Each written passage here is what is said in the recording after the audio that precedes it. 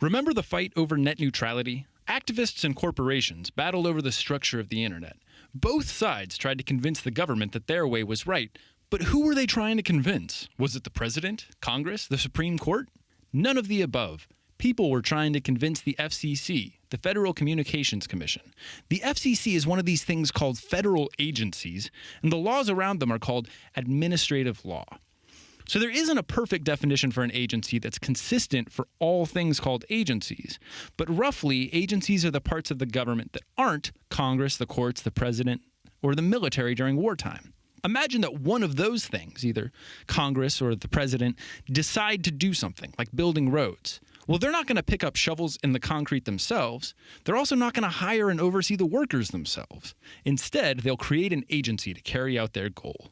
Agencies are most of the things in the government whose name is a jumble of letters, like the NSA, the FBI, the EPA, NASA, FTC, ATF, DOJ, DOE, etc. Agencies are formed by an act of Congress. Congress writes a kind of law called an organic statute that lays out the purpose and the structure of the agency.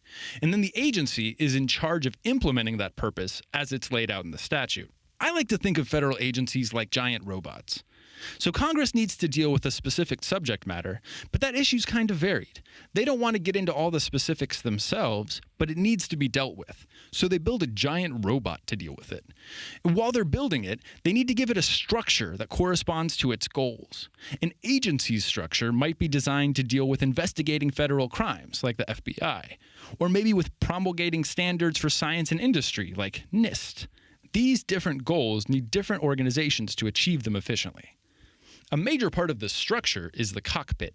Just like some giant robots have only one pilot, and some have multiple, different agencies are headed up by different arrangements of officers. These positions are appointed by the president.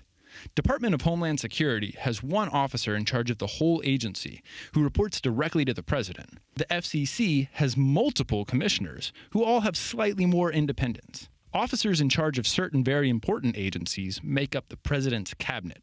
Also, while some agencies are totally independent, other agencies can actually be subsumed into one giant super agency. The organic statutes also give agencies a subject matter specific focus, like environmental protection, or alcohol, tobacco, and firearms. Some agencies are purely internal and advisory, like the Office of Management and Budget, but most focus on some specific subject matter in society, like housing or trade. The language of these purpose statements aren't super specific because they need to deal with varied circumstances. Remember, the whole point is that Congress doesn't want to do the specifics themselves. So just like a pilot is responsible for implementing a more general mission plan, the agency's leaders are responsible for implementing a more general statute. This is why agencies are called semi-independent executive bodies. They get independence, but only within the scope of the organic statute. The agency's two biggest tools for implementing their statutes are rulemaking and adjudication. Agencies can make rules within their subject matter that have the force of law. They can also investigate, prosecute, and judge rule breakers. So we have these giant robots with legal power and independence. We've created a monster. Well, there are several mechanisms for controlling the agencies. First, Congress gets to shape the agency from the beginning. The agency is dependent on Congress for money and power and a purpose. Congress can call the agency head in front of a congressional committee and hammer them with questions. They can cut off funding for the agency if they want to, which will effectively disable it. Also, the president gets to put the pilot in the robot.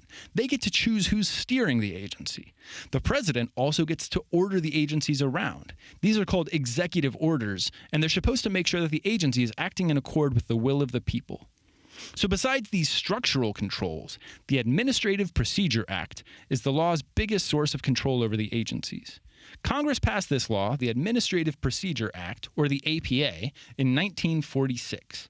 The APA controls the agency's tools of rulemaking and adjudication. Agency rulemaking is how the agencies take the general mandate of their organic statute and turn it into specific rules. For example, the Food and Drug Administration makes specific rules about the purity and manufacture of food and drugs.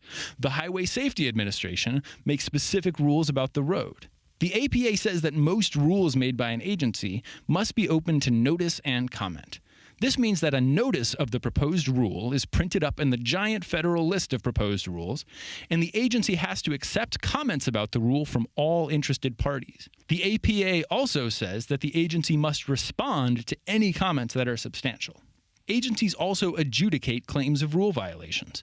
For this purpose, the APA created the position of the Administrative Law Judge, or the ALJ. In general, ALJs have two primary duties in the administrative adjudication process.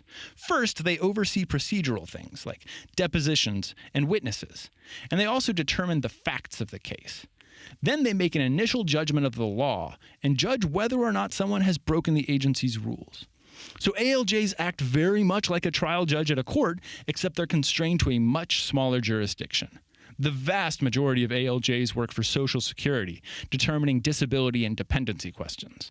Well, what happens if people think that an agency's rule is bad or illegal or even unconstitutional? The APA attempts to balance the government's need to control the agency with the agency's role as the executor of the law.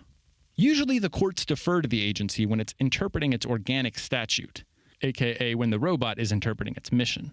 The courts are much more demanding when the agency is making claims about facts and reasoning. So, in conclusion, agencies are created by a congressional statute which gives the agency a structure and a purpose, and then the agency is given broad authority to interpret that purpose.